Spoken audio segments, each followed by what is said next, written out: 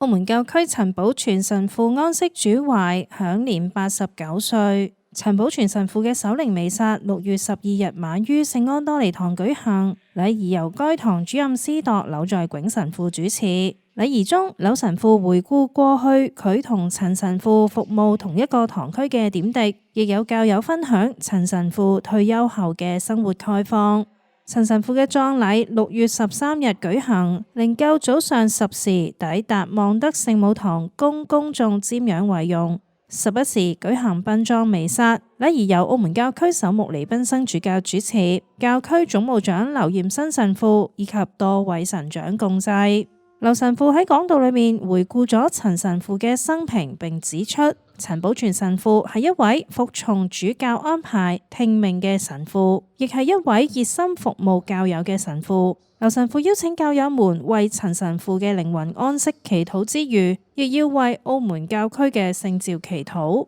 彌撒後隨即舉行賜靈禮，黎賓生主教及一眾神長帶領教友祈禱及行三鞠躬禮後，靈柩即送往聖美基墳場下葬。陳寶全神父1937年3月5日於澳門出生，1938年於望德聖母堂領洗，1964年晉鐸，先後曾擔任嘉諾撒仁愛會小堂主任、聖母軍神師、望德堂副本堂教義研究中心主任、聖安多尼堂副本堂及本堂主教座堂副本堂、若望23世社會服務中心主任、明愛安老院神師、嘉模聖母堂本堂、聖善學校校長、花地瑪聖母堂本堂、聖老靈座堂本堂等。喺澳門教區嘅訃文裏邊提到，陳神父服務多區信眾，深耕細作，敬主愛人，盡守鐸職。